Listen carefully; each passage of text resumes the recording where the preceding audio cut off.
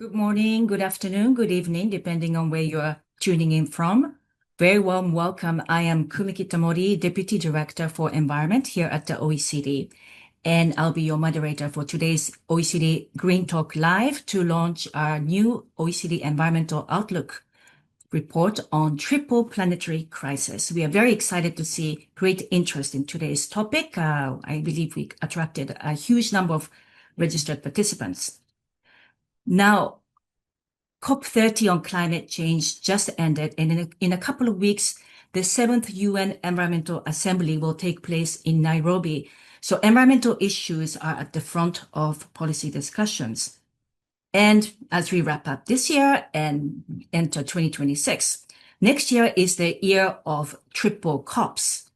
There will be, of course, COP31 on climate change, but also COP17 on the UN Convention on Biological Diversity, and also COP17 on the Convention to Combat Desertification.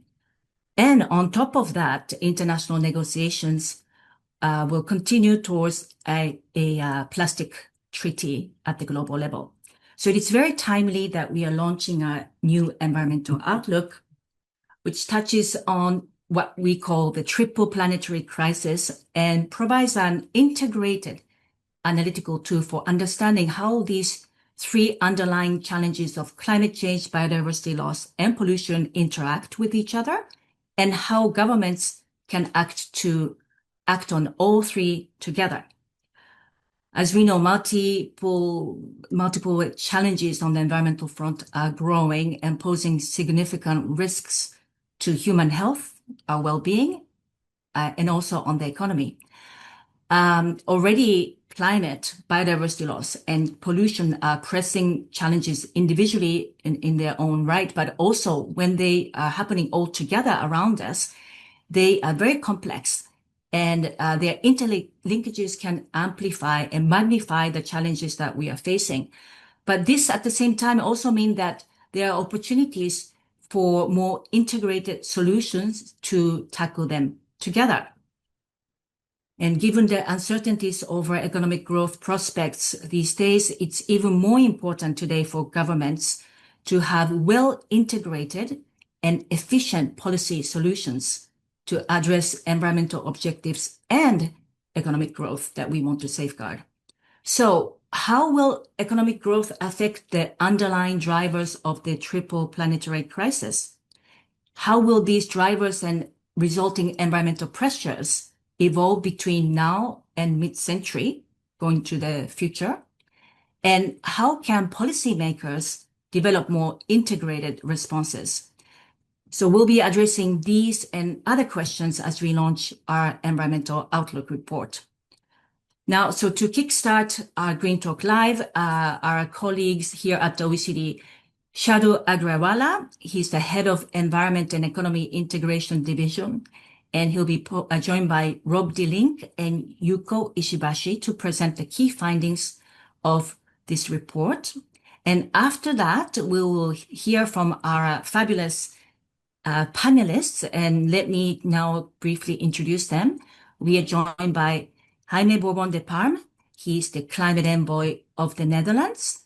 We have Barbara Pompili, the ambassador for environment of France.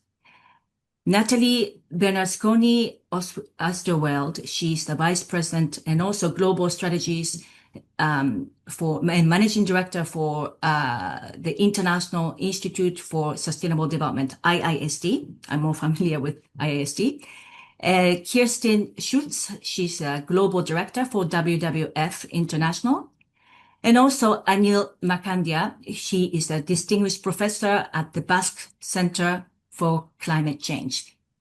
And so after the OECD team's presentation, we'll go to a panel discussion.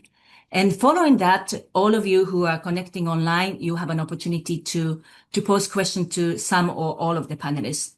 And throughout the presentation and discussion, please feel free to use the chat function on Zoom to put your questions there. So with that, over to you, Shadu, to kick off the presentation of the main findings of the Environmental Outlook. Thanks very much, Kumi, and good afternoon to all of you from Paris. It's a great privilege to join this distinguished panel and my colleagues to share some of the insights from the OECD Environmental Outlook. So the first question, is why should we care about this framing of the triple planetary crisis? And in this context, I'd like to make 4 points. The first point is that climate change, biodiversity loss, and pollution are each individually pressing in their own right. So on climate change, the impacts of climate change need no introduction. They make the headlines on a regular basis. And according to the Intergovernmental Panel on Climate Change is impacting every world region. 2024 was also the first year in the historical record where we exceeded the symbolic 1.5 degree warming threshold. As regards biodiversity, according to assessments of IPBES, the Intergovernmental Science Policy Panel on Biodiversity and Ecosystem Services, biodiversity is in overall decline, and up to 1 million species are at risk of extinction. The loss of biodiversity and degradation of ecosystems leads to compromising very critical ecosystem services that they provide. Pollution, perhaps, is among the oldest environmental challenges the societies around the world have been dealing with, but it is far from solved, even though it's been over half a century since the OECD adopted the polluter pays principle. In the intervening years, pollution has become much more multifaceted and complex, and according to some estimates, it's responsible for up to 9 million premature deaths per year. And this is likely a significant underestimate because we don't know the full consequences on health or the environment of all the pollutants that we are exposed to. The second point I'd like to make is that the interlinkages between these 3 challenges can amplify their cumulative impact. So, climate change and pollution each contribute roughly 14% of the measured biodiversity loss. And in the coming decades, climate change is projected to be the principal driver of biodiversity loss. Climate change also increases the releases of pollutants into the environment. This could be through extreme events. It could be through melting of permafrost, for example, but it can also increase the toxicity of pollutants to the environment and health. And finally, loss and degradation of habitats can compromise critical ecosystem services that they provide, including carbon sequestration, adaptation to climate change, and the filtration of pollutants. So these 3 challenges are very intricately linked.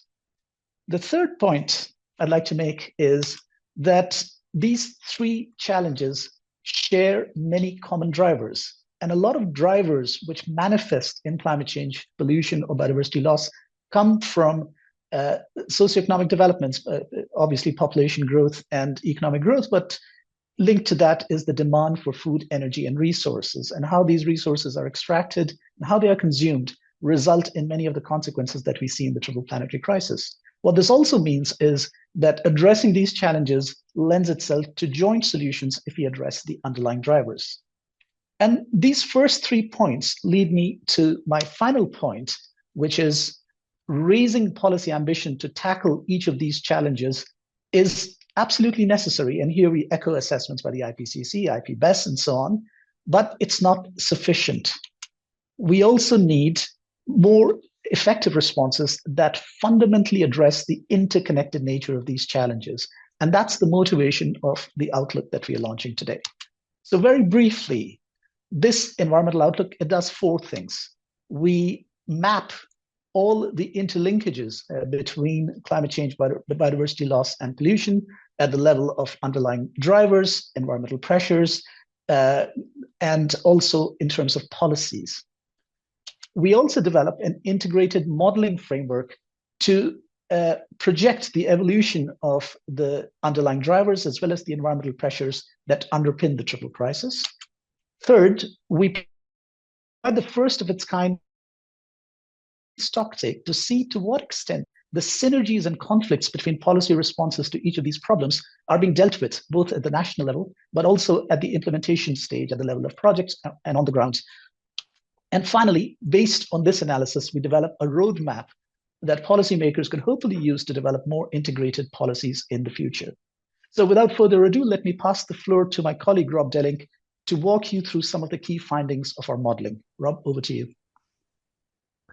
Thank you, Shardul. So we're using this modeling framework that we have to come up with a range of different impacts, drivers, pressures, impacts of the triple crisis. And the triple crisis is driven by a number of socioeconomic trends and specific drivers.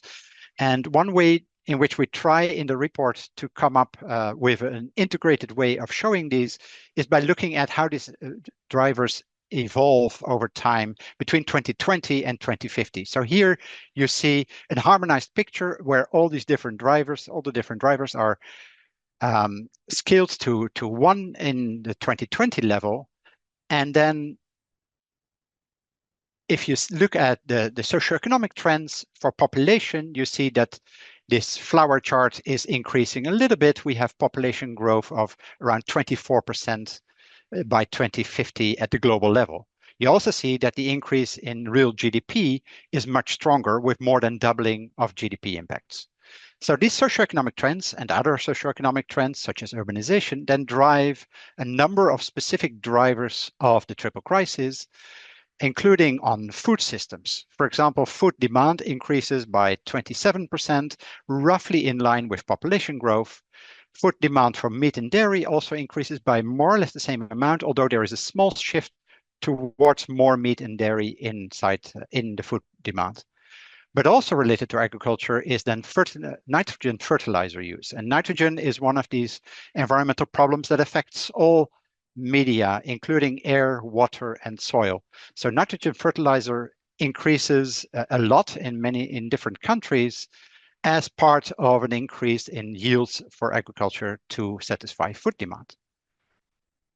Then resource use also underpins economic activities, and most economic activities rely on water consumption, materials use, and plastics use. And you see, especially for materials use and plastics use, a quite significant increase between 2020 and 2050. And the reason is that a lot of different economic sectors use these different materials and use plastics in production. So if all economic activities increase, all these uses of plastics and materials also increase. And then finally, a major sector to look at is then energy. For energy, I would like to first draw attention to a relatively modest increase in fossil energy use. That is only increasing by around 16%.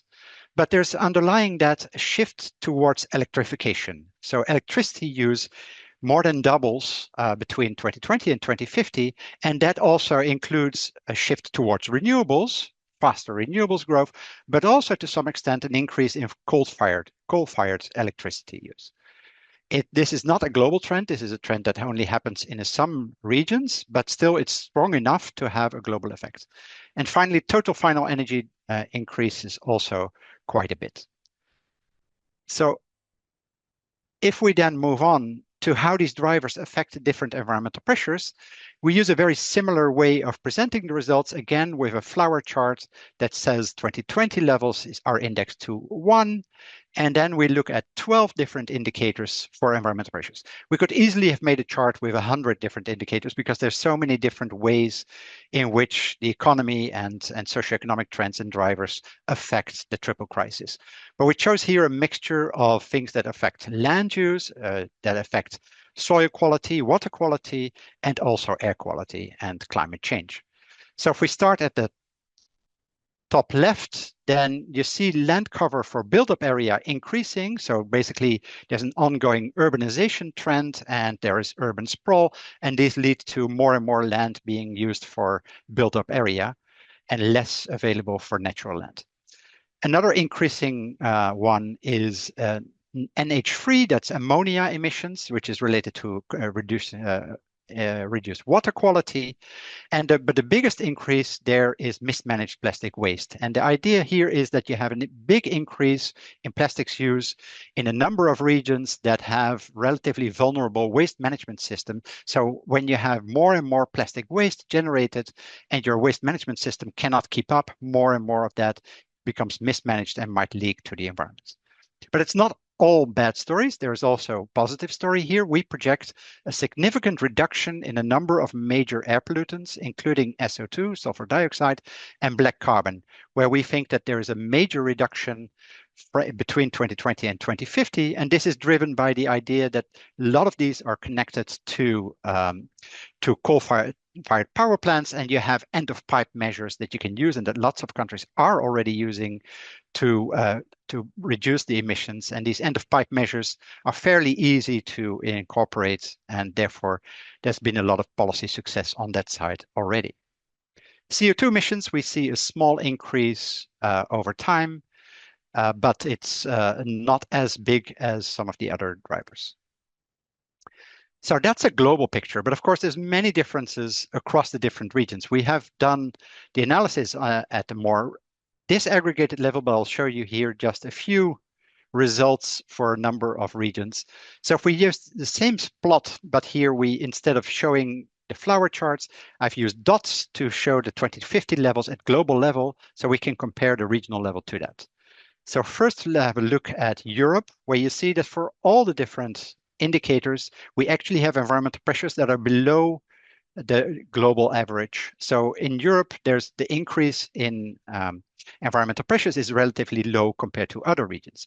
But there's still a few where there is an increase between now and 2050, although in a number of major ones, including CO2 emissions, there's actually a decrease between 2020 and 2050. Second example is then South Asia, which has a lot of emerging economies, and therefore you see fast economic growth tends to be associated with fast increase in environmental pressures. So you indeed see a number of them rapidly increasing, including CO2 emissions and also mismanaged plastic waste. A third example is Central and South America, also emerging economy, but a completely different regional profile. Whereas CO2 emissions for land use and forestry in South Asia was actually decreasing between 2020 and 2050, here we see a major threat of ongoing deforestation leading to CO2 emissions from Afolu in this region. And finally, to contrast that is then the results for sub-Saharan Africa, where you see a significant increase with population growth and economic growth, but the colors you see here are much lighter. And these lighter colors reflect that the intensity of these are actually slower than in other regions. So the darker the color, the more intense the problem is. So there's a lot of growth in sub-Saharan Africa, but it actually starts off from relatively low levels of environmental pressures in 2020. So even by 2050, these numbers are not very strong. So then moving on to how that then affects the triple crisis itself. So we have, starting with looking at climate change, we have global mean temperature increasing 2.1 degrees above pre-industrial levels in 2050 and well underway to much above 3 degrees by the end of the century. For biodiversity loss, we see continued decrease in mean species abundance, and the decline there, it may not look very big in the flower chart, but actually it's equivalent to the conversion of more than 4 million square kilometers of pristine habitat into an area where all original species have been lost. So it is a major environmental issue. Then for pollution, the picture is a bit more mixed with a reduction in air pollution, but significant increases in plastic leakage and nitrogen surplus. But this is not the end of the story, because we also have to take into account the interlinkages between these three different crises, as Shadow already mentioned. So the three crises really reinforce each other. We see that the effect of air pollution on climate change is increasing over time. The biodiversity loss due to climate change is also increasing over time, and we have a more or less constant contribution of nitrogen pollution to biodiversity loss. And this is just an example of the things that we could measure in our modeling framework. Of course, the interlinkages between the aspects of the triple crisis is more evolved and complex than that.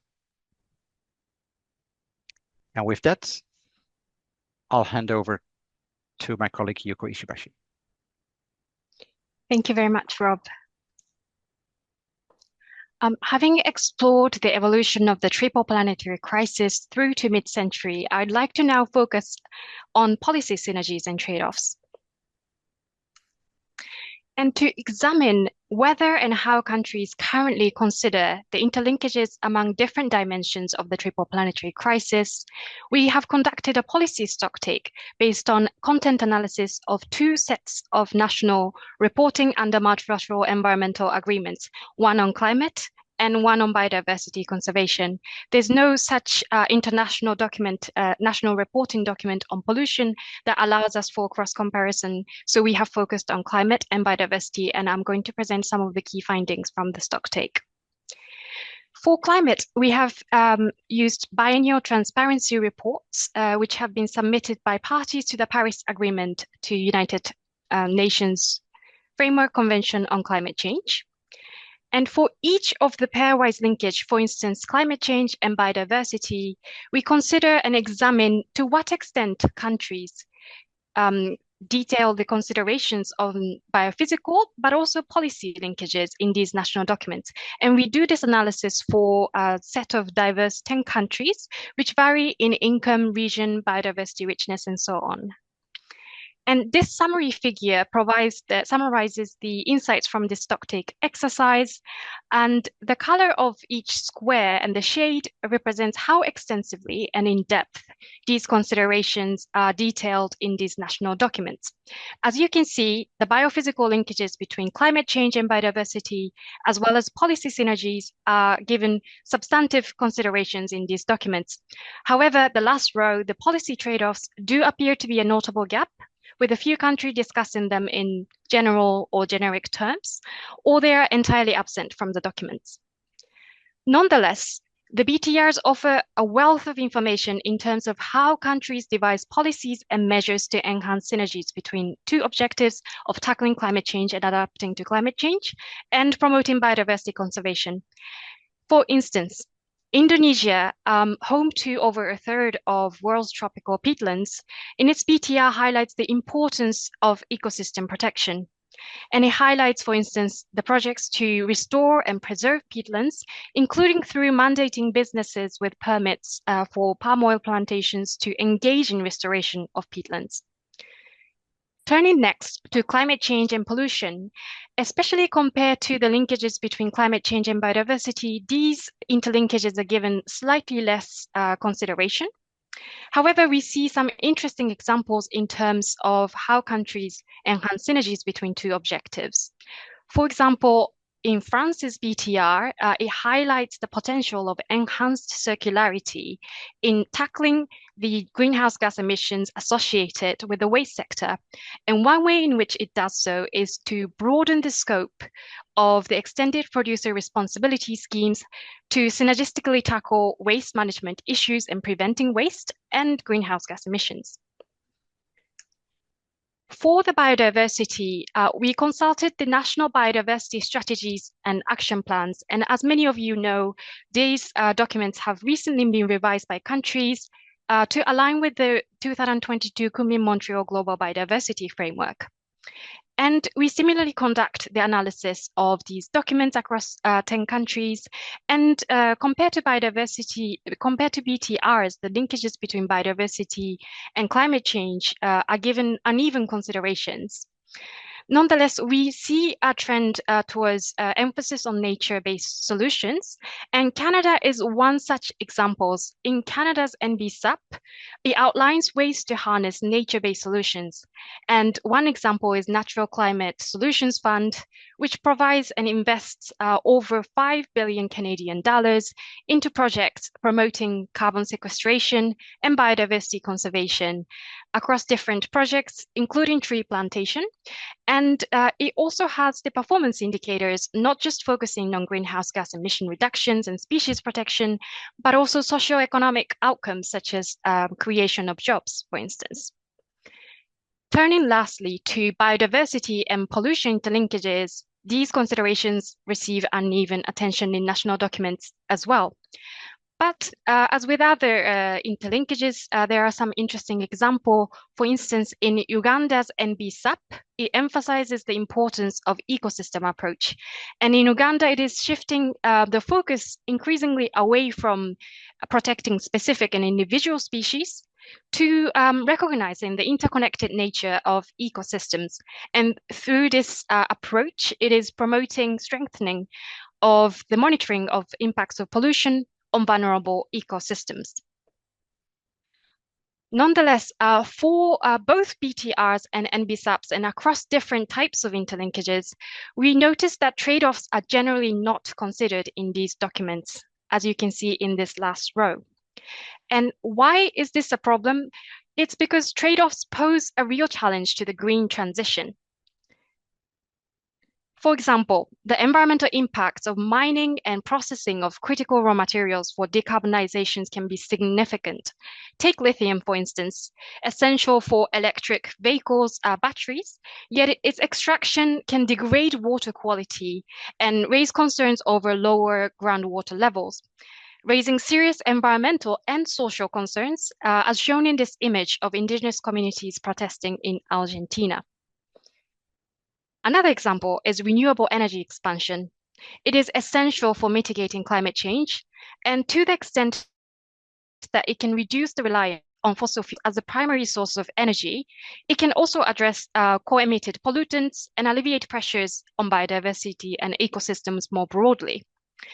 However, renewable energy expansion is not entirely without environmental cost.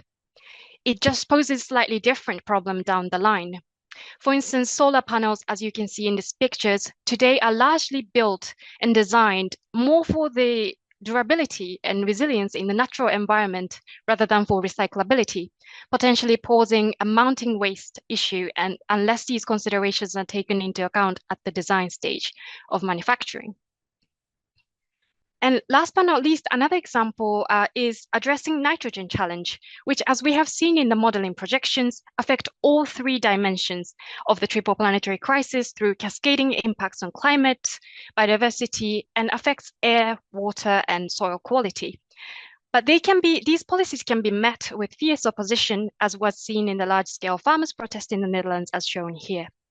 And these risks once again underscore the importance of developing a more integrated approach that tackle one aspect together with and not at the cost of the other two, but just as importantly, in a way that also accounts for the risks of social and distributional consequences.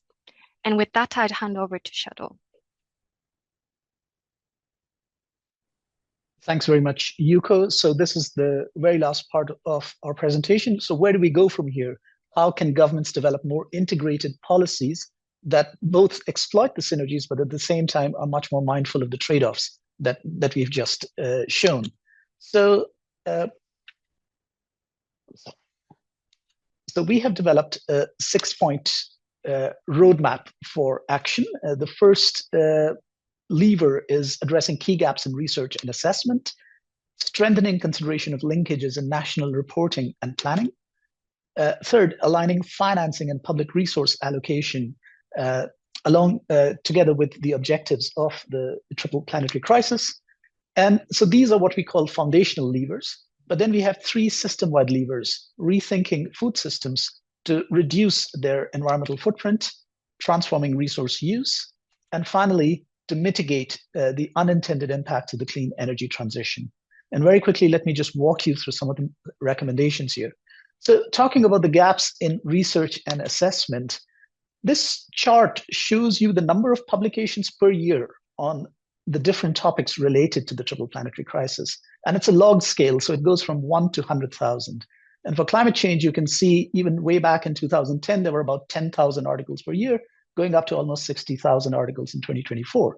Air pollution is 1 order of magnitude lower, so around 2,000 in 2010, going up to around 8,000 or 9,000. And you can see the picture. Biodiversity was in the hundreds, going up to 1,000. Nutrient pollution even less. Plastic pollution was barely addressed until 2010, but has risen rapidly. And we have today as many articles per year as biodiversity. But you can see the significant heterogeneity in terms of scientific attention to these different aspects. If we talk about interlinkages, there is very little literature, with few exceptions, like the connections between air pollution and climate, and also the connections between climate change and biodiversity impacts. And if you look at the triple planetary crisis, there is no literature basically before 2022. And since then, there have been a handful of articles. So how do we correct this picture? We have two recommendations. First, governments have a very powerful lever, which is public funding of research, and there are well-established mechanisms to reorient the priorities and help research, direct research towards areas which are research deserts, and this is clearly one of them. And so some of those vehicles could be used, like special dedicated calls for proposals, having more interdisciplinary panels for evaluation, and so on, to direct research to where there are key gaps here. The second vehicle is to leverage the scientific assessments and the science policy panels that have been established. We have IPCC for climate change for a very long time. We have IPBES for biodiversity. And we have recently established the Intergovernmental Science Policy Panel on Chemicals, Waste, and Pollution, which is going to meet for the first time in February. So this is just one example where IPCC and IPBES had a workshop and they discussed biodiversity and climate linkages. And the outcomes of this work have actually been quite influential. And similar calls for joint work between these various panels, not just at the international level, but perhaps through national assessment processes also, can go a long way in bridging some of these gaps that we are seeing in research and assessment today. Next, I'd like to address two levers jointly, consideration of linkages of national reporting and planning, and aligning financing and public resource allocation.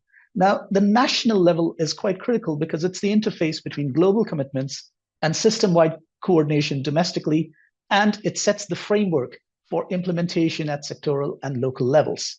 So what are some of the key recommendations that we have here? First is linking to what Yuko presented. We need to better embed interlinkages of these cross implications in national reporting and planning documents because they reflect whole of government views and help set national priorities. Second, we need to develop overarching national frameworks for pollution because, as Yuko mentioned, we don't have something like that on pollution. We have it on climate, we have it on biodiversity, but not for pollution. And the problem that results is that it is often hard to make assessments and draw the implications of cumulative impacts of pollutants on ecosystems and biodiversity, for example. So having some kind of an overarching framework would go a long way. The third recommendation here is on the financing side, to strengthen interlinkages in financing through multilateral agreements, which might be targeting one problem, for example, climate or biodiversity, but to foster consideration of interlinkages and also to look at more interlinked issues in the context of development assistance. And finally, to use national resource allocation processes like budgets, for example, pooling budgets of different ministries to jointly address problems that cut across sectors and cut across climate, biodiversity, and pollution, and also to re-examining public expenditures. And this is the issue of environmentally harmful subsidies, which pose significant pressures on agriculture, on resource use, and so on, and ultimately the triple planetary crisis. Next, I'd like to address the two systems, food systems and resource use, because as we have mentioned, it's the demand for food and resources and how they are extracted, produced, and used that cause a very significant environmental footprint, which drives many of the variables which ultimately result in the triple planetary crisis. So what can we do on food? We need to increase the efficiency of agricultural inputs like fertilizers so that we don't have so much excess of fertilizer entering into our environment and causing all kinds of pressures. We also need to reduce food loss and waste. Almost 1/3 of all food produced is lost. So there's a lot that can be done in the value chain, and there's a lot that can be done at the level of consumers and retailers. Third, we need to enhance circularity, closing the material loops, but it's not just about waste management and recycling. We need to move to higher value loops, and we need to address product design, and we also need to look at resource demands, particularly primary resource demands. So we need to have a much broader approach to circularity than we've been able to achieve so far, at least in terms of implemented actions. And it's not just the production side. We need to much more actively address demand side measures to reduce the environmental footprint of consumption, to reduce overconsumption, but also to see if policymakers have some leeway to direct behavior towards less environmentally harmful patterns of consumption. But all this needs to be done taking into account social and distributional consequences. Affordability is a key issue, especially with regard to food. So we need to make sure that many of these reforms don't lead to an increase in food prices or have mechanisms to support low-income households. Availability and convenience of alternate choices are also very key in terms of consumer adoption of alternate practices. And finally, coming to the last recommendation, which is on mitigating the unintended impacts of the clean energy transition. Many of the impacts were highlighted in those examples that Yuko just showed you. So we need to incorporate biodiversity considerations in siting of renewables infrastructure. Another recommendation is to reduce the spatial footprint of renewables, which could be done through practices like agrivoltaics, where you have agricultural production and occurring in the same site. So the spatial footprint of solar photovoltaics could be reduced. There are also safeguards that need to be much more actively considered at the operational level. For example, the cut-in speed of wind turbines so that they don't operate at low cut-in speeds, and that could reduce impacts on bird and bat mortality, for example. And also we need to look at the impacts on pollution, both at the extraction end, but also at the end of life end. So for example, landfill bans on composite waste can create incentives for manufacturers to use materials which are much more recyclable or have another use once they come to the end of life. So these are some of the recommendations that we have on mitigating unintended impacts of the clean energy transition. With that, I would like to conclude the presentation, but let me just note that there's a very large team at the OECD which contributed to it, but we also have a number of external partners. Professor Markandaya, who's on the panel, is a contributor, and I'd also like to acknowledge contributions from the Netherlands Environmental Assessment Agency. With that, thank you very much. Over to you, Kumi. Thank you so much, Shardul, Rob, and Yuko for highlighting the key findings. Let us now move on to the second part of the program, which is the panel discussion. I would like to first turn to Jaime from the Netherlands. So question to you is, can you share some insights into how in your country, attention to the synergies and trade-offs among the climate change, biodiversity, and pollution challenges have been addressed in designing and also implementing policy solutions? Over to you, Jaime. Thank you, Kumi, and a great congratulations, Shardul and the team and external experts to contribute to this flagship report. You can see also the amount of participants here, how much there's an interest for this. And the Climate Summit now in Brazil, which we just came back from, a grueling 2.5 weeks of negotiations and meetings. You see that climate and nature are coming closer together. So this is incredibly timely and very important. And that's also in the Netherlands. We see this, we are a very densely populated delta. We have got very intensive land use. We've got major offshore wind expansion. We're going for 4 gigawatt to 21 gigawatt 2035. So we're and there's going to be a lot of biodiversity challenges coming with that building of wind power offshore. We also have a very vulnerable ecosystem. So this is quite essential for us to look at it in an integrated way. One great advantage, when I started as a climate envoy 5 years ago, I started work with 5 ministries, and I thought, my God, it's going to be very siloed, very difficult. But the culture in the Netherlands in civil servants is it's a lot of informal communication, also formal structured communication between the ministries, and that helps identify the challenges early on, also the opportunities going forward. But nonetheless, there's still a lot of gaps, specifically on pollution, land use, and resource circularity. And Kumi, let me give you two examples where we're finding this triple planetary crisis coming together. One is with the offshore wind. We're building it up, but of course there's this challenge of biodiversity. So we are the first ones who actually change a tender system, and what we've done with it is to create a decisive description on biodiversity. So we didn't do prescriptive what we wanted the companies to come with a solution, but we left it open-ended and in effect focused. And this tender came out, and Ørsted is one of the companies that applied for it. They lost the tender, but congratulated us in the innovative approach to bring biodiversity in as a key key milestone, as a key deliverable for the tender. So that's how we try to bring both the energy security on climate, but also biodiversity closer together. And you know, in the tender, people came with potential for creating marine parks, or to create these kind of, because of the pillars are there, it creates opportunity of upward mobility of life and biodiversity.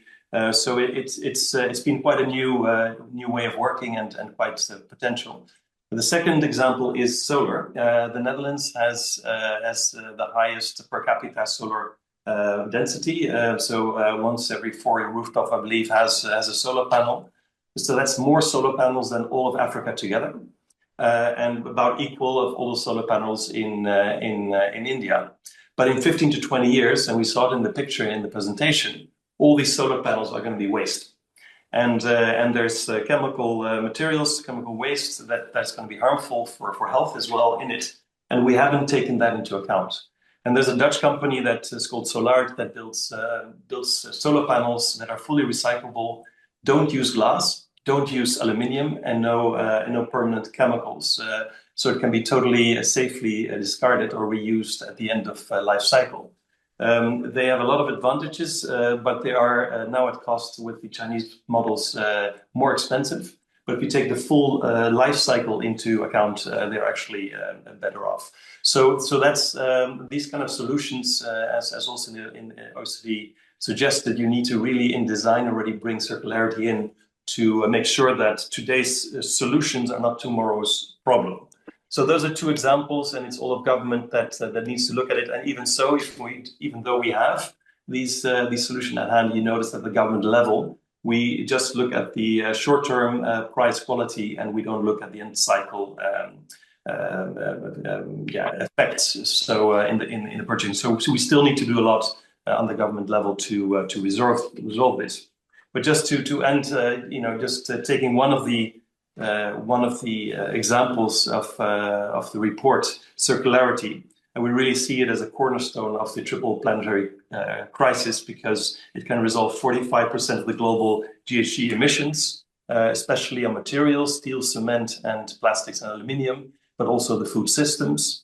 And circularity also reduces biodiversity loss. Think of less mining and less land pressure, and pollution and waste because of less materials and chemical leakage. So this resolves all three crises in one, and yet it doesn't have the top level attention at the climate summits, biodiversity summits that it should have. Back to you, Kumi.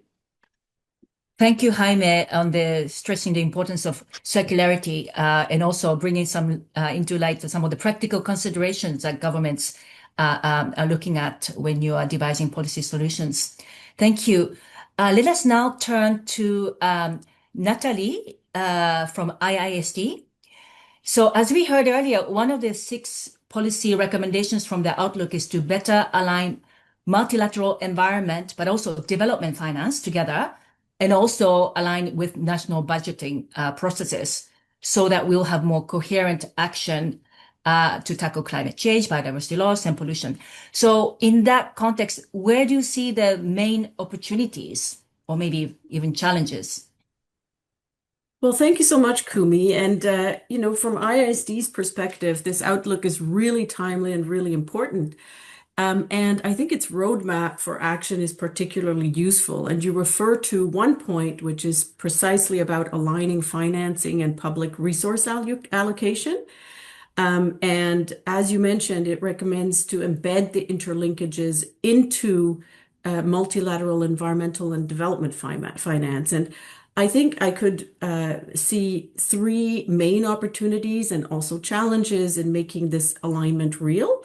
So first, and Shardul alluded to this, you know, at the international level, we really need to better integrate global development finance with climate and biodiversity finance. And this applies across the multilateral environmental agreements, but also in global development negotiations. So while the outcome document, for example, from the 4th International Conference on Financing for Development does not sufficiently integrate climate and biodiversity and pollution-related finance considerations, it does, on the other hand, encourage countries to use or scale up tools like the integrated national financing frameworks. So you have both sides there, a little bit too little, but then you do have it makes up with these integrated tools that it refers to and recommends. And this was also supported through the Sevilla Platform for Action. So for those who aren't aware, this is a voluntary country-led mechanism to help governments align and mobilize all sources of finance. And so these are really important steps forward, but ensuring alignment across the global architecture will require much more deliberate coordination amongst the various institutions that still really operate in parallel tracks and silos. Now, second, this was also mentioned in the presentation at the national level. Alignment will depend heavily on budgeting systems, and the outlook recognizes that cross-cutting issues rarely fit neatly into or within the remit of individual ministries. So governments really need tools like green budgeting methodologies to ensure resource flows to integrated rather than siloed solutions. And this is an area where I think the OECD and others can play a really critical role in gathering experience and supporting governments that are trying to adapt their budgeting frameworks. And ISD is seeing a real rising demand for this through our country partnerships and fiscal diagnostics. So work to be done there, but a very good recommendation as well and opportunity. The third opportunity, I would say, and perhaps most importantly, is that we must and we can improve how public resources are targeted. And the roadmap's emphasis on synergistic projects. It really says synergistic, and I think it's exactly the right word, and that is very well placed. So at ISD, for example, together with the Global Environment Facility, we launched the Nature-Based Infrastructure Global Research Center, which precisely wants to help address this gap. So by conducting integrated cost-benefit analyses and systemic assessments of nature-based infrastructure, we're building a better understanding of co-benefits across climate, biodiversity, and pollution. And these types of integrated assessments should become standard practice, really, in development planning and across the project cycles. But alignment is not only about channeling more finance to good projects, it's also about redirecting finance away from harmful ones. So the report is very clear on this point. Governments must review existing public expenditure, especially in agriculture, fisheries, and fossil fuels, to ensure it is well targeted. And so today, we're still spending billions on activities that undermine climate action, degrade ecosystems, and worsen pollution. And ISD and the OECD have both worked for many years on improving transparency around environmentally harmful subsidies and supporting countries as they develop reform strategies that also address social and economic concerns. Now, we have seen recent progress at the Convention on Biological Diversity and the entry into force of the World Trade Organization's first fisheries subsidies agreement. And we also saw the launch of a coalition of countries committing to phasing out fossil fuel incentives, referred to in short as COFIS. But still, so this is good, but much more needs to be done. And at the same time, the solution, and I'm almost done, is not only about phasing out harmful incentives, it's also about designing better incentives. So shared economic incentives like well-crafted subsidies, payments for ecosystem services, and also sustainable public procurement strategies, they can really support actions that deliver on climate, biodiversity, and pollution benefits together. But of course, these have to be designed holistically to avoid unintended consequences and ensure they do not impose disproportionate costs on trading partners, especially in the global south. So overall, the Outlook's call for aligned financing and budgeting really resonates strongly with our work at ISD, and I'm sure many on this call. And the opportunities are significant, but success will, depend on governments' willingness to tackle legacy incentives, reform institutions, and embrace integrated planning. So thanks, Kumi, back to you. Thank you so much, Natalie, for highlighting the opportunities that governments have to be able to better align finance, including in the domestic budgeting process. So thanks so much for that. Now, let us turn to Barbara Pompley, who has joined us. I know you are quite pressed for time, so thank you for joining. Now, let me ask you the question as follows. You have in the past been a Minister of Environment, so you have dealt with environmental challenges from rather domestic perspective. And now, as an ambassador for environment, you're also looking at more international context. So what do you see as the relevance of the report, at this action at the domestic context and international level, at these two levels that comes out of the Outlook report? Yes, thank you. Thank you, Kumi. And I would like to thank you very much for gathering us today around this Outlook, and thank the OECD for focusing on such an important topic, and thanks to all governments, organizations, NGOs, companies, and partners present for taking an interest to this conversation. Your presentation shows very well that we are dealing with issues that cannot be handled in silos anymore. And we know about this, and we talk about this more and more. In COP30 in Belém, for instance, synergies between conventions were discussed. But in the end, how to implement better coordinated policies. This is why I believe the perspective you give here is very clever, because it identifies concrete levers of action to address the triple crisis, and it gives keys to decision makers. And I was a decision maker, so I know why it is so important. And first of all, it is important because you give keys to understand what the triple crisis means concretely. Unfortunately, too often this reflection is left behind.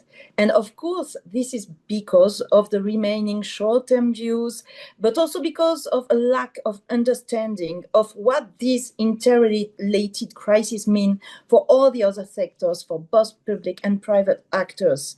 And you, in this report, you raise the subject, and you try to raise your awareness by saying that if we don't have these assessments on the triple crisis and the interlinkages, we cannot succeed.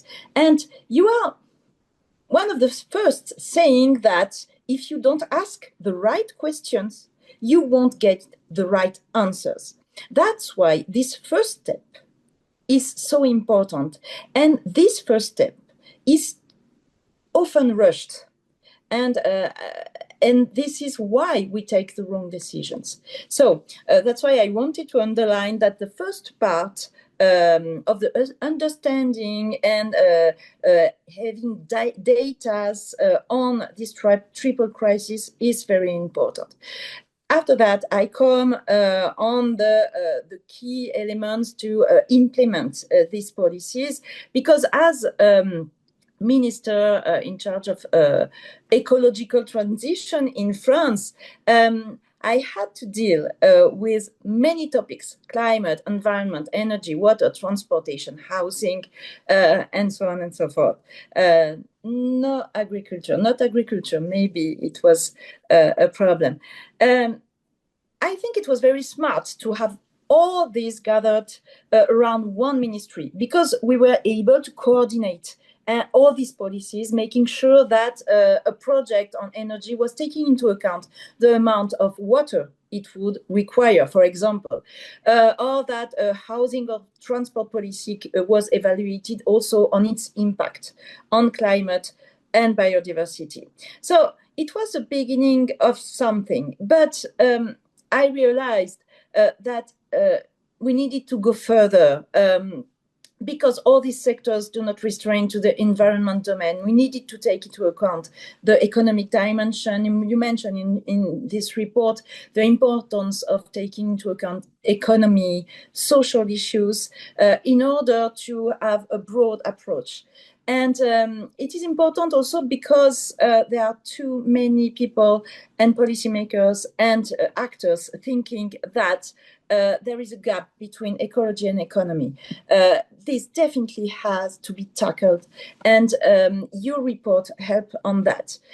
On the organization, in order to work to break these silos, we try to put in place what we call in France the Secrétariat Général for the ecological transition, the ecological planning. Sorry, the idea was not to leave the burden on the shoulder of the minister in charge of environment, but to elevate these policies at the level of the Prime Minister, in order for the Prime Minister to do the coordination between all the ministries.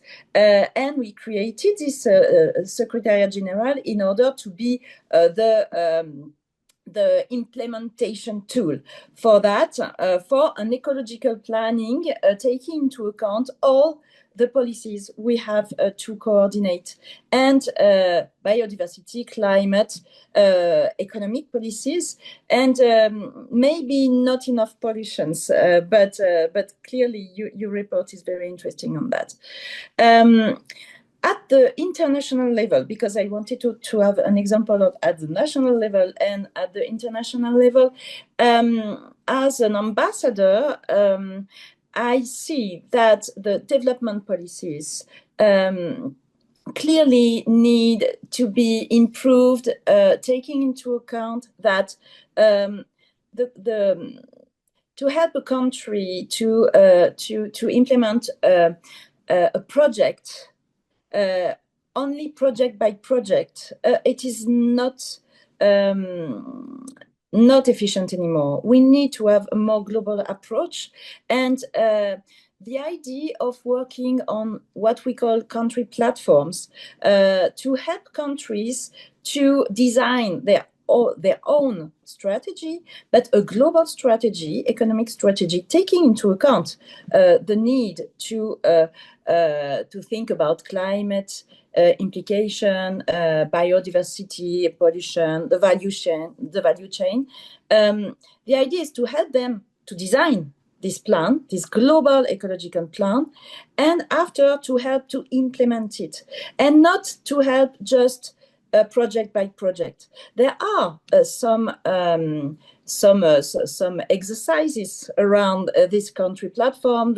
We launched at the international level the JETPs, the Just Energy Transition Partnerships, or the country platform on forests in some African countries. But it was on the sector, and I think we need to go further and really think about a global approach on countries in order for them to understand that their development need to take into account all these questions. So there are a lot of works on that, and I think it is very, very interesting because we are entering in a new culture on development. It is a beginning of the story.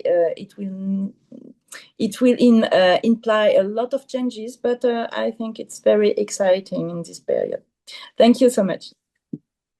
Thank you very much for your national French example of connecting sectoral economic decision and environmental goal, and also internationally connecting the dots between development and different environmental agreements discussion. So thank you for that. Let us now turn to Kerstin Schutz from WWF.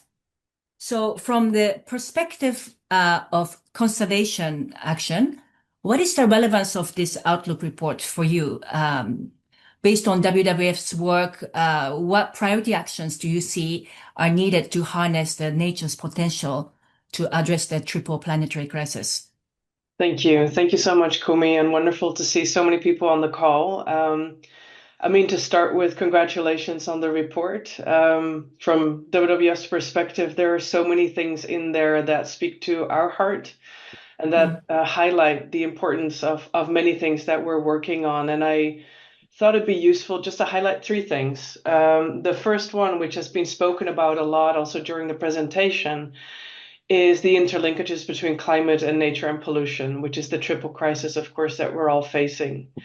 And the report so clearly highlights that you can't address one without the other. And only by looking at the issues together can we really move forward in sustainable solutions.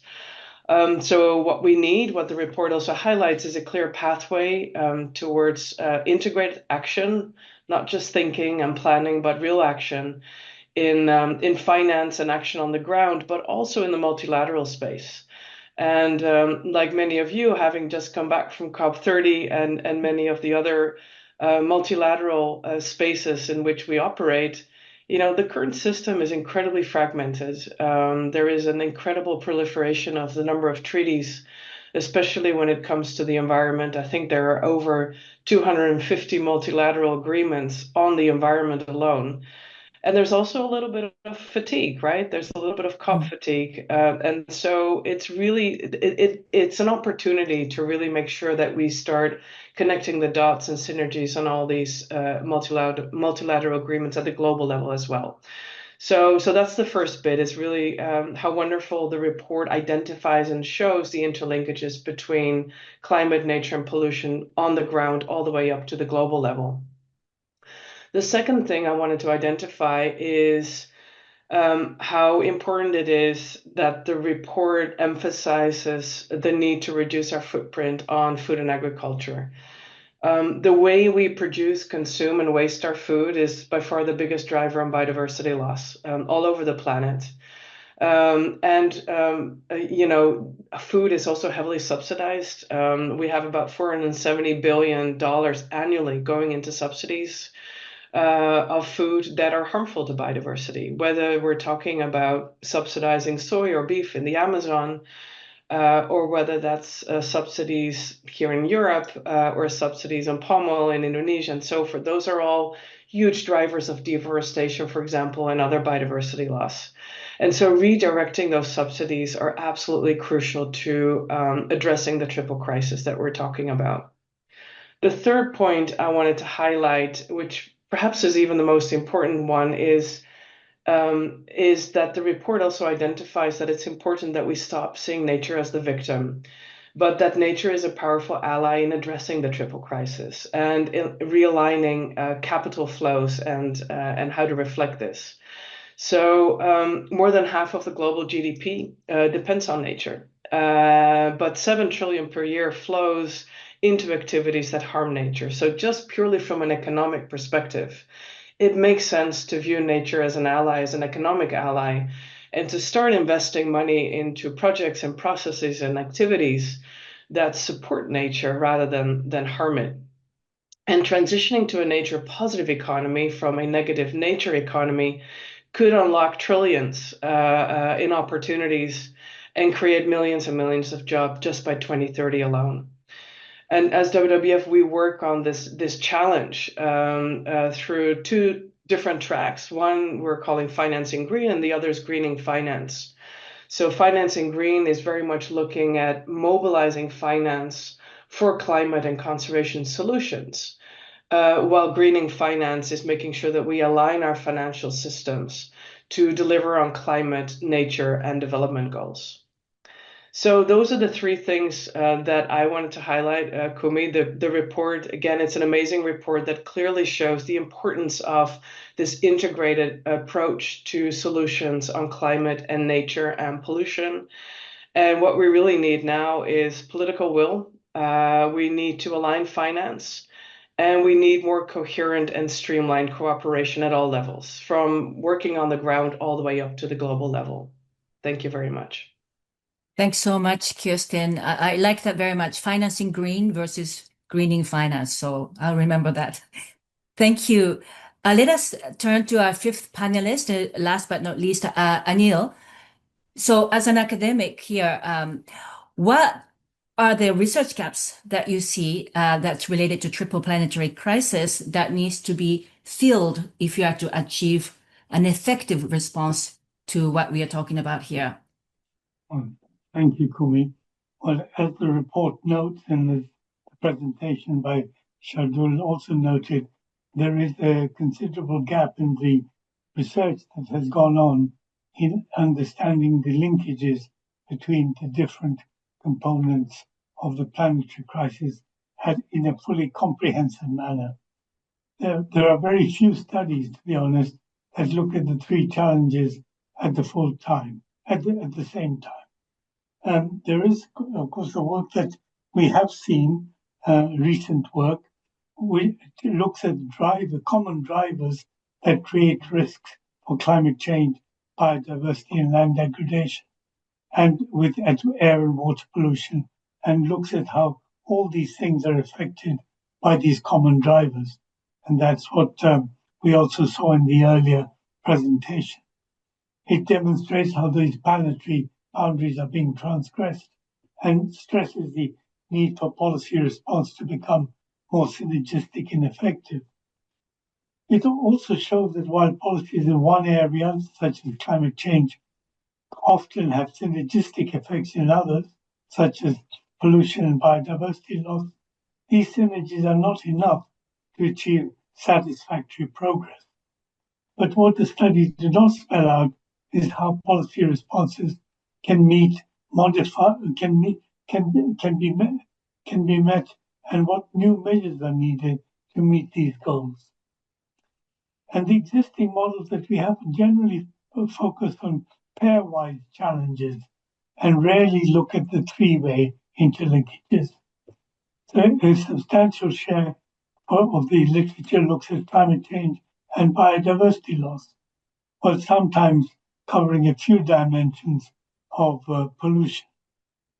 And there are a number of examples of pairwise modeling which are very good, which include the interactions between climate change mitigation and plastics, climate change mitigation and air pollution, climate change mitigation and adaptation together, and biodiversity and ecosystems.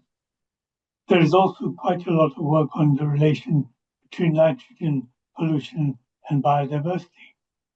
A series of other studies quantify the influence of underlying drivers on multiple environmental outcomes. Drivers examined, they include food consumption, which we've discussed, and energy use from coal. The fact that we have a gap here in this three-way analysis is not an accident. It arises for a number of reasons which have to be addressed, and these include the availability of data and the difficulty in capturing and modeling the interactions between different dimensions of the crisis. Existing modeling tools typically omit ecological processes, for example, species interactions and their adaptation to climate change. The complexity of pollutant interactions and combined impact of exposure is also difficult to capture consistently. A further layer of difficulty arises in the need to couple economic models and biophysical models to meaningfully represent the drivers of the crisis and the resulting changes in environmental conditions. Finally, bridging the scale gap between global drivers and local impacts while accounting for how local changes in turn influence global trends remains a challenge which needs to be addressed. In my view, a major gap in the analysis of interlinkages between different components of the planetary crisis is determining the role of different policies in achieving the combined goals in a way that is effective, but that does not also compromise other social and economic goals, such as social equity or inclusive and sustainable growth. The models that we've looked at generally analyze scenarios that have a heavy focus on physical targets, such as targets for restoration of land, changes in animal calories consumed, areas protected, and so on. But they do not model in detail what measures will be needed to achieve these goals. There are some exceptions that look at the role, for example, of taxes, and also the report on, some of them report on their equity and growth implications, but they're relatively few. And even these are limited in considering the kind of political feasibility issues that have been highlighted in the present outlook. These are some of the gaps I think that need to be addressed.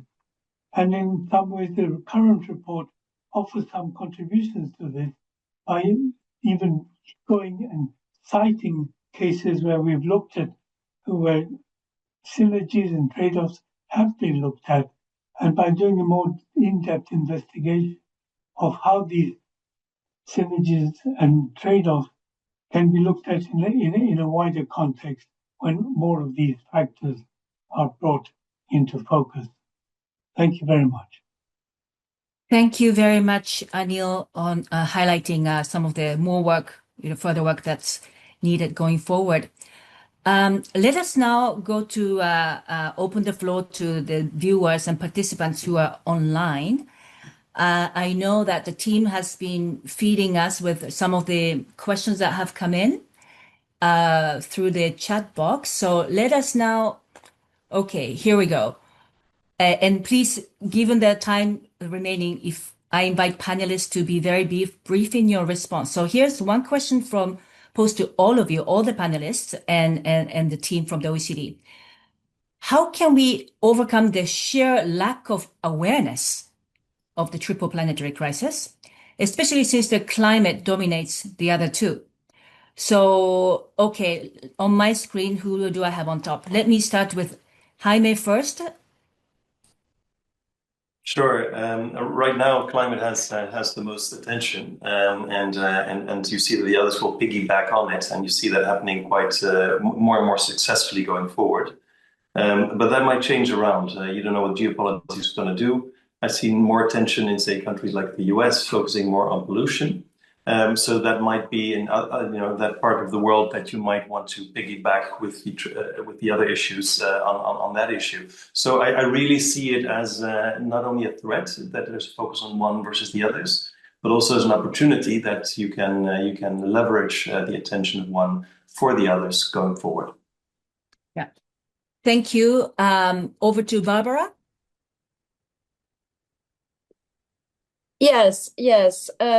I think your report is interesting because it meets some things we see at the multilateral level. For example, I am in the negotiation on the plastic treaty. And it is interesting to see that some of oil producers who were confronted to climate multilateral agreements were turning to plastic production, saying, okay, we cannot produce oil anymore for the energy usages, so we turn and we increase plastic production, which is now a problem, and you mentioned it in your report. This problem will increase in the future, and especially in African countries and south of Asia. So that's why we see that everything is linked, and that we have to take into account that some decisions we take have consequences on another topics. So that's why we need to embrace everything and to have a global approach. And this plastics treaty is really, really very interesting field for this global approach. Thank you. And now over to Kirsten, same question. How can we overcome the lack of awareness of the triple planetary crisis? Well, this has been our bread and butter, I think, for the last 65 years. And it's always been incredible for somebody who loves nature and biodiversity and, so engaged on climate and pollution as well, why it's so difficult to convince people to move into action. We have just as WWF moved this actually this particular topic to our top level strategy, and we're calling it, in line with the CBD, elevating nature. I think one of the, and I won't repeat what others have said, but one of the most important things that we, I think, need to do is to get out of our conservation bubble. So we spend a lot of time talking to each other. We spend a lot of time talking to ministers of environment or forestry. What I think is really important, and the report highlights that as well, is to ensure that we again stop seeing nature as a victim and seeing how can nature actually contribute to the economy, to health, to humanitarian relief. And so making sure that biodiversity is integrated and elevated to policy making and actions on the ground in other fields. And so again, nature is important not just for nature. There is no distinction between people and nature. Nature is a fundamental aspect of economic development. It's a fundamental aspect for human health and well-being, and it's a fundamental aspect to adapt to all the impacts of climate change and building resilience. Great, thank you, Barbara. Anil, same question. Well, I think I just support what Kirsten said, and that is that there is a huge amount to be gained from showing the economic consequences, not only of climate change by itself, but of the combined effects of the interactions between climate change, biodiversity, and pollution on living standards and well-being more widely. And I think that reports such as these can help and quite significantly in doing that. Thank you. Thank you, panelists. Okay, we have several questions, but I think team is selecting. There's one question addressed to Kirsten, and the question says, did COP30 make a step forward to tackle the triple planetary crisis? COP30, meaning the climate one. The climate COP last week in Brazil. Yeah, great question. And I think there are various ways of answering it. One is, I think it's the glass half full, glass half empty approach, right? So if I look at it from a glass half empty, I mean, the COP from various perspectives was a disappointment in the sense that it was supposed to be the COP of action and we didn't get a lot of action in terms of an outcome. That said, I was incredibly happy to see the prominence of nature and biodiversity, and in particular tropical forests on a climate COP. It's never happened that much before, and that really is very much thanks to the leadership of Brazil, and because of course the COP was taking place in the middle of the Amazon. And the second thing that was really new and strong was the incredible prominence and strong voice of indigenous people. And so they had full access to the venue. There was much stronger participation. They were allowed to demonstrate, which wasn't always the case in other COPs in other countries. And so I do think if you look at it from a global multilateral perspective, the outcomes were disappointing.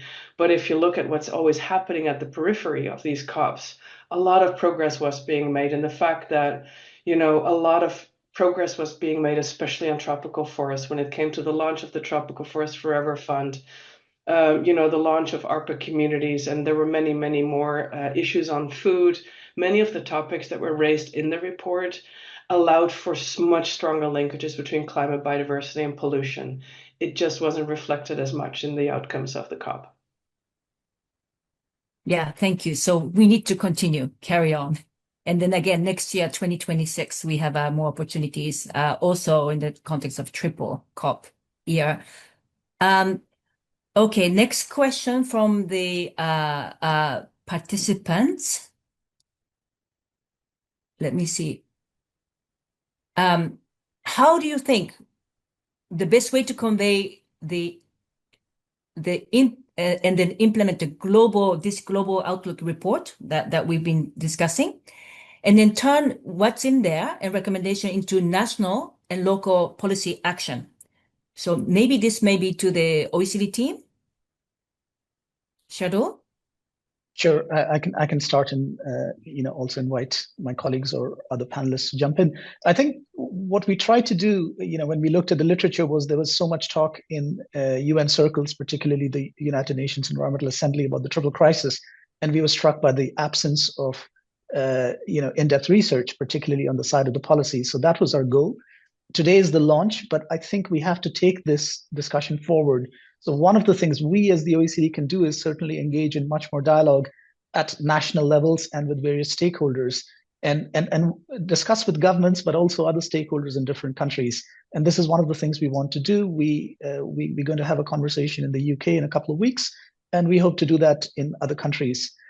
The other thing we can do is also try at the international level, particularly in meetings of these scientific assessment bodies. So there's the first meeting that's taking place of the scientific panel on pollution and chemicals, for example, to just raise awareness of some of the findings here. But in terms of concrete actions, I mean, just looking at the 6-point roadmap, as different speakers have said, all of them are important. But I would say many of them are wicked problems, so they'll take some time and there'll be a lot of challenges in terms of how to implement them.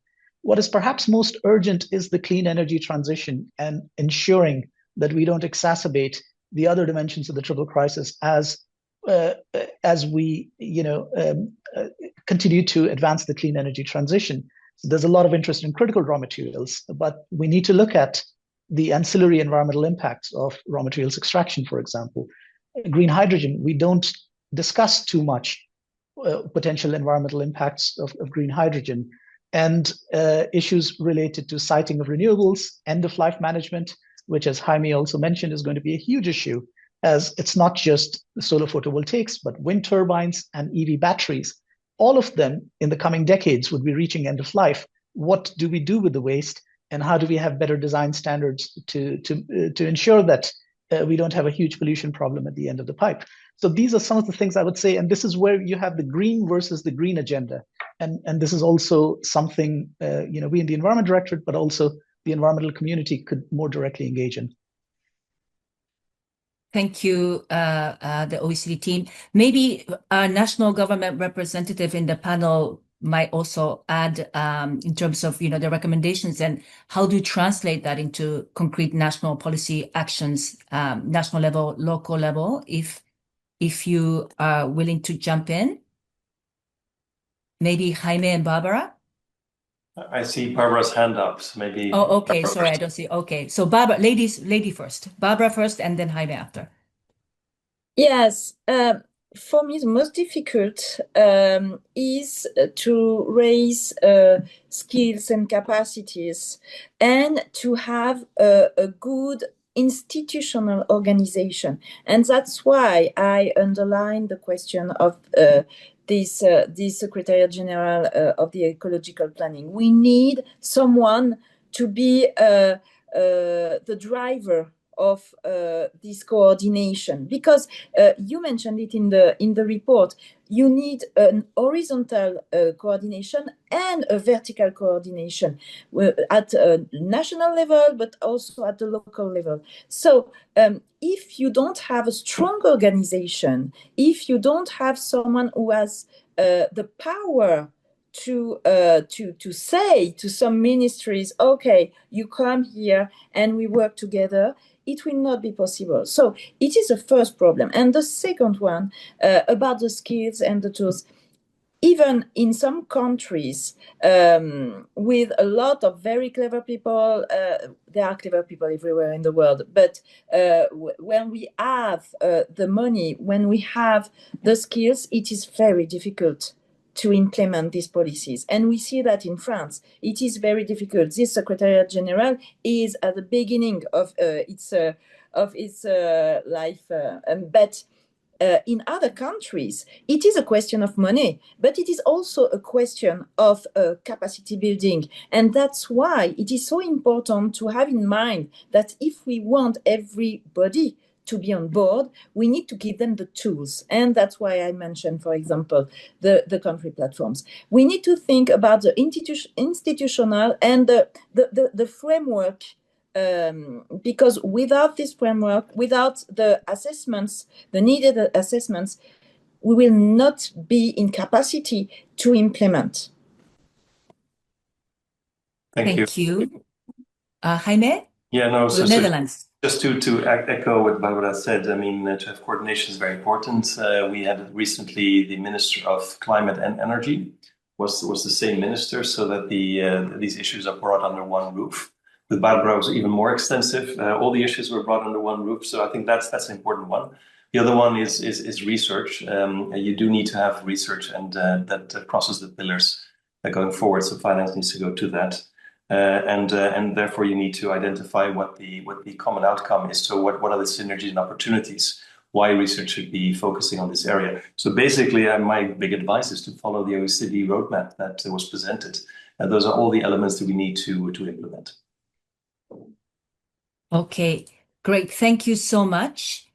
We are almost time. It's time to wrap up. And let me reiterate our sincere thanks to the team, the authoring team, Shardul, Rob, and Yuko, but also excellent panelist Jaime Bourbon de Parme, Environment and Climate Envoy for the Netherlands.